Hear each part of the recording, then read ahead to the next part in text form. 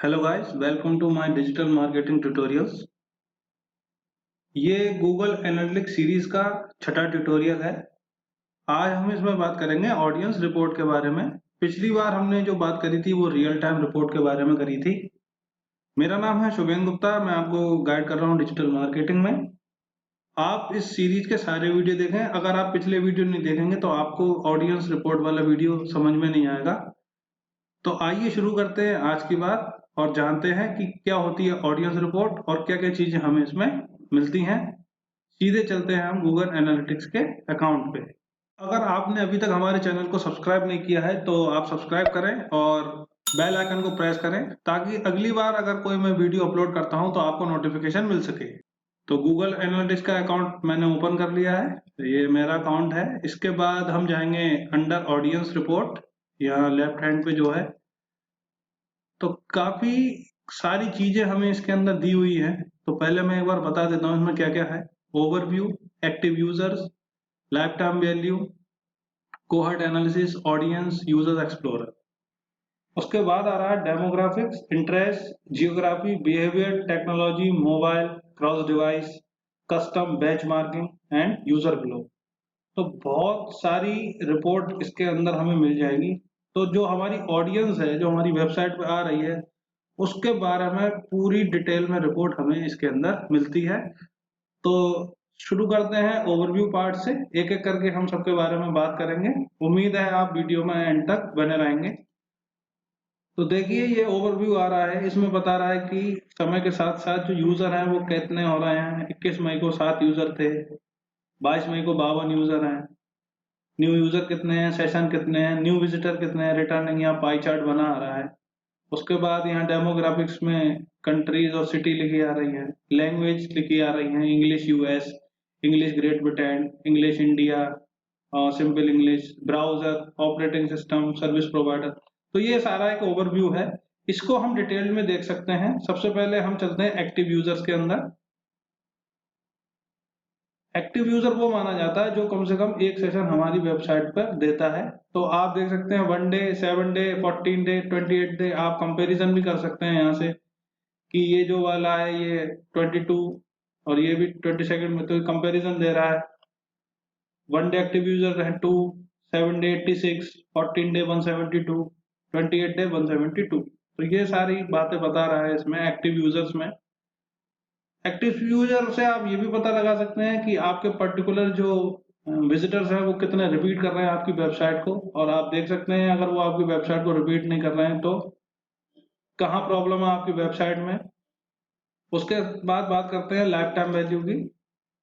Life time value में हमें यह पता चलता है कि पर यूजर, हमारे जो वेबसाइट के यूजर हैं, उनकी लाइफ टाइम वैल्यू कैसे बदल रही है। वो समय के साथ साथ कम तो नहीं हो रही, या फिर वो समय के साथ साथ बढ़ तो नहीं रही है। अगर वो समय के साथ बढ़ रही है तो अच्छी बात है, क्योंकि आपकी वेबसाइट पे जितने यूजर्स हैं उनका कुछ ना कुछ रेवेन्यू होता है।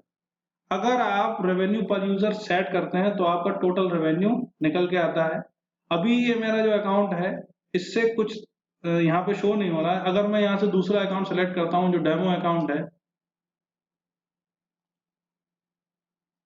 तो मुझे इसके बारे में पूरी रिपोर्ट मिल जाएगी। देखिए यहाँ पे जो ग्राफ बना रहा है ये बता रहा है कि डे 0 पर जो रेवेन्यू पर यूजर था वो $1.36 था, जो आज की डेट में $2.93 हो गया। तो ये बढ़ रहा है।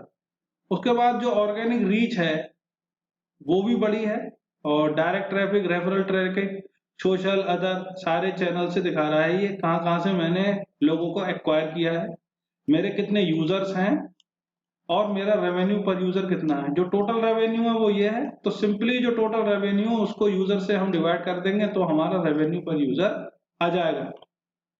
अगर आपकी ई कॉमर्स वेबसाइट है या आपकी बहुत बड़ी वेबसाइट है, आप जहां से कोई चीज सेल करते हैं या आपको पर यूजर कुछ इनकम होती है, तो आप यहाँ से देख सकते हैं कि पर यूजर इनकम आपकी घट रही है या वो समय के साथ साथ बढ़ रही है। अगर वो समय के साथ साथ बढ़ रही है तो बहुत अच्छी बात है, अगर वो कम हो रही है तो आपके लिए चिंता का विषय है। Next one is cohort analysis. Cohort analysis में हम चेक करते हैं यूजर का रिटेंशन, कि पर्टिकुलर कितने दिन में हमें यूजर याद कर रहे हैं।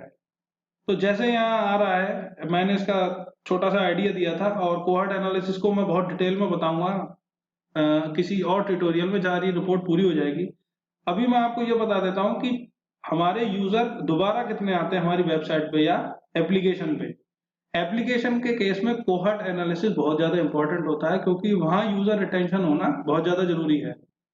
अगर हम बात करें जैसे फेसबुक की और इंस्टाग्राम की, तो कोहॉर्ट एनालिसिस से ही पता चलता है कि इंस्टाग्राम पे नंबर ऑफ एक्टिव यूजर्स, जो यहाँ परसेंटेज लिखी आ रही है 100, 3.46%, 1.26, तो ये जो 3.46% है ये इसी 100% का है कि डे 0 के बाद डे 1 पे केवल इतने लोग इसको रिटेंशन हो रहा है, तो ये बहुत ज्यादा कम है। तो कोड एनालिसिस की डिटेल में बात करेंगे, इस पर मैं सेपरेट वीडियो बनाऊंगा, और आप यहाँ से डेट रेंज और ये सारी चीजें सिलेक्ट कर सकते हैं। इतना तो आप समझ गए होंगे। मैट्रिक आपने यूजर रिटेंशन ले रखी है, आप पेज व्यूज पर यूजर भी सिलेक्ट कर सकते हैं यहाँ से, तो आपको डिटेल्ड रिपोर्ट आ जाएगी कि कितने पेज व्यू कर रहे हैं। यहाँ पे 4.48 पेज है, फिर कितने हो गए 0.2108। समय के साथ साथ 7वें दिन पे जाके लोग आपको भूल ही गए और वो आपको वॉच नहीं कर रहे हैं। तो कोड एनालिसिस में ये सारी चीजें पता चलती हैं। उसके बाद हम आ जाएंगे ऑडियंसेस पे। ऑडियंस हमें सिंपली ऑडियंस के बारे में बता रहा है, समरी यूजर्स, और आप मैट्रिक सेलेक्ट कर सकते हैं कोई भी इसमें, कॉमनली यूज ई कॉमर्स, जो भी गोल आपने सेट कर रखे हैं उस हिसाब से। और नीचे आप देखेंगे तो लिखा आ रहा है परसेंटेज ऑफ टोटल, तो 12,129 यूजर्स हैं और न्यू यूजर इसमें से 10,663 हैं।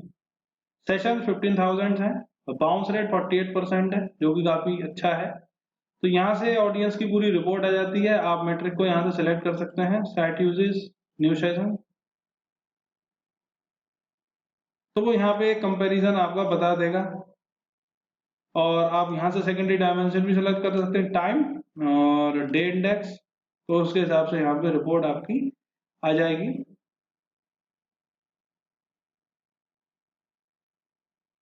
Acquisition user, new user, session, उसी हिसाब से आपके पास फिर से रिपोर्ट आ गई।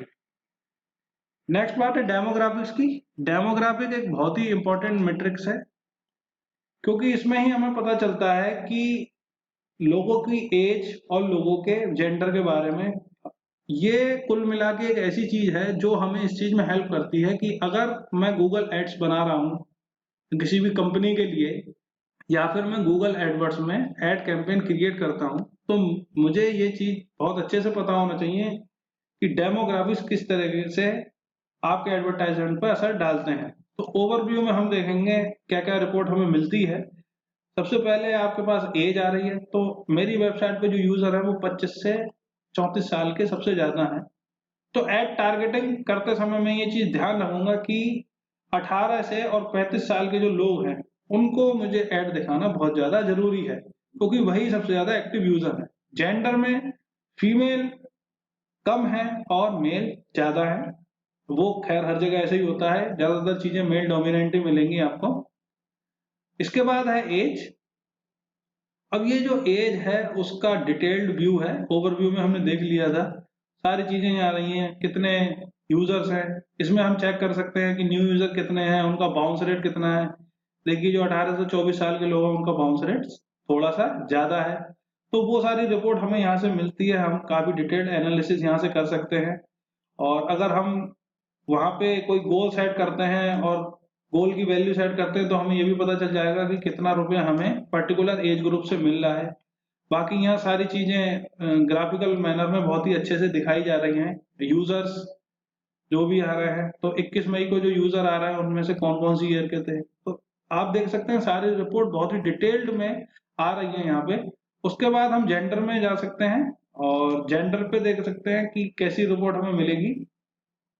जेंडर में मेल वर्सेस फीमेल, तो जो 21 मई को लोग थे उनमें से कितने मेल थे कितने फीमेल थे, इस तरीके से हम रिपोर्ट देख सकते हैं। और यहाँ डिटेल में आ रहा है कि अब यहाँ पे आपको देखने को पता चल जाएगा कि मेल का बाउंस रेट ज्यादा है या फीमेल का बाउंस रेट ज्यादा है।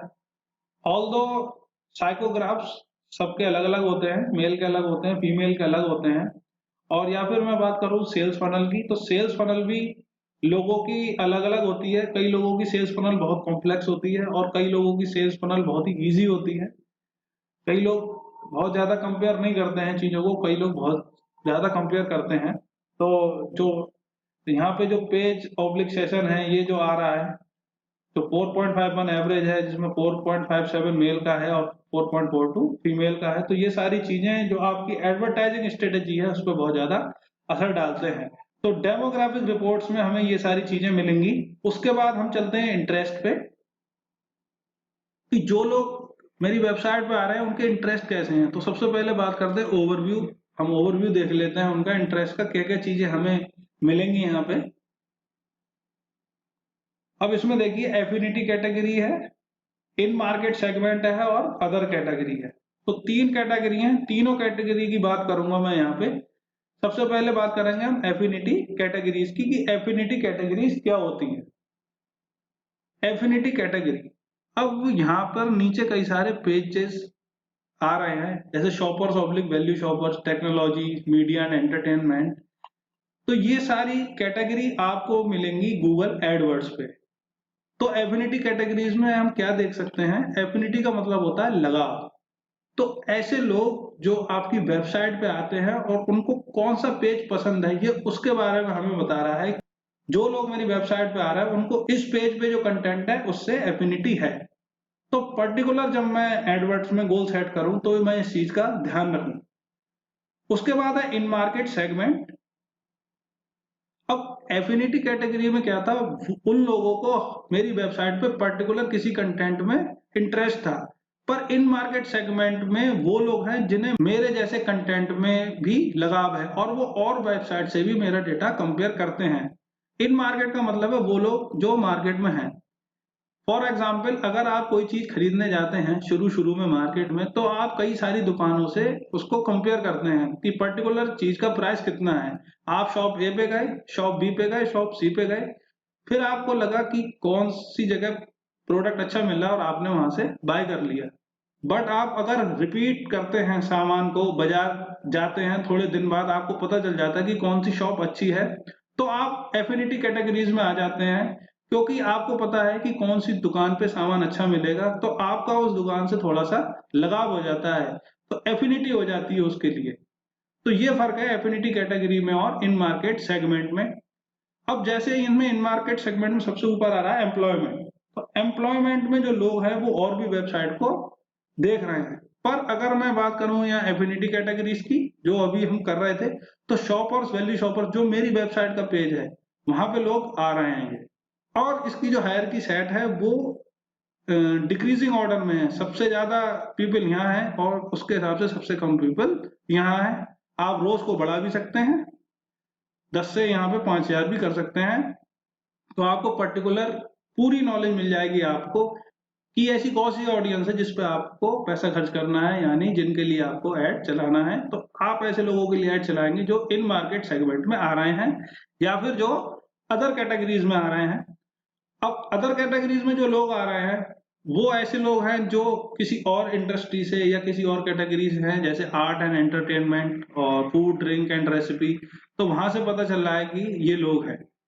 तो टोटल मिला के जो आपकी ऑडियंस है उसका इंटरेस्ट तीन पार्ट में डिवाइड हो रहा है। एफिनिटी कैटेगरीज, ऐसे लोग जो आपकी वेबसाइट पे कंटेंट पे लगाव रख रहे हैं। इन मार्केट सेगमेंट, ऐसे लोग जो आपकी वेबसाइट पे भी आ रहे हैं और दूसरे लोगों की भी वेबसाइट पे जा रहे हैं जिनकी नीश सेम है।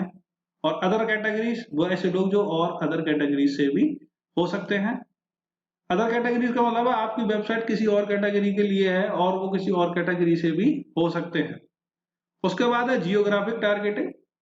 जियोग्राफिक टारगेटिंग में सबसे पहले आती है लैंग्वेज और लोकेशन। तो लैंग्वेज के बारे में हम बात कर रहे थे और मैं थोड़ा सा ओवरव्यू दे देता हूँ लैंग्वेज का, कि कौन कौन सी लैंग्वेज है इसमें। इंग्लिश की ही 3 लैंग्वेज आ सकती हैं आपके पास, यूएस की, ग्रेट ब्रिटेन की, इंडिया की, और ये स्पेन की आ रही है, ज्यूरिक की आ रही है। बहुत सारी लैंग्वेज इसके अंदर आ रही हैं। तो आप लैंग्वेज से भी टारगेट कर सकते हैं लोगों को। और उसके बाद है लोकेशन। तो लोकेशन में यूनाइटेड स्टेट से कितने लोग हैं, इंडिया से, कनाडा से, तो ये सारी चीजें जियो में पता चलती हैं। Geography, behaviour. तो बिहेवियर में आपको पता चलेगा न्यू वर्सेस रिटर्निंग विजिटर कौन से हैं। तो न्यू विजिटर 10,627 है, रिटर्निंग विजिटर 2,764 है। वो आपको यहाँ से सारी चीजें पता लग रही हैं। अगर आप यहाँ पे क्लिक करेंगे तो पता आ जाएगा यूजर्स और सिलेक्टेड मेट्रिक तो आप यहाँ से कॉमनली यूज बाउंस रेट या कुछ भी है वो सिलेक्ट कर सकते हैं। Next one is frequency and recency. Frequency का मतलब यह है कि कितने लोग रिपीटेडली आपके पास आते हैं, और रिसेंसी कितने लोग आपको याद रखते हैं। तो count of session 10,637, page views 41,890। यानी सेशन तो वो हो गया जो समय व्यतीत कर रहे हैं लोग आपकी वेबसाइट पे, और page views, total page views कितने हैं, तो 15,054 सेशन हुए हैं और 66,347 पेज व्यू हुए हैं। तो यहाँ से ये सारी चीज पता लग रही है आपको। और काउंट करें नंबर ऑफ सेशन तो 201 प्लस पे केवल सेशन 1 हुआ है, और पेज व्यूज कितने हुए हैं, 4। एंगेजमेंट कैसा है, 0 से 10 सेकंड का एंगेजमेंट, इतने सेशन में इतने पेज व्यूज हैं। और ऐसे ही सारी रिपोर्ट नीचे तक आ रही है कि 1801 सेकंड्स में 257 सेशन हुए हैं और 7,187 पेज व्यूज हुए हैं। तो ये आपकी वेबसाइट को समझने में बहुत मदद करता है। सेशन क्वालिटी, आपके सेशन की क्वालिटी कैसी है तो वो आपको पता चल जाएगा। Session with transaction 25%, session without transaction 15,029।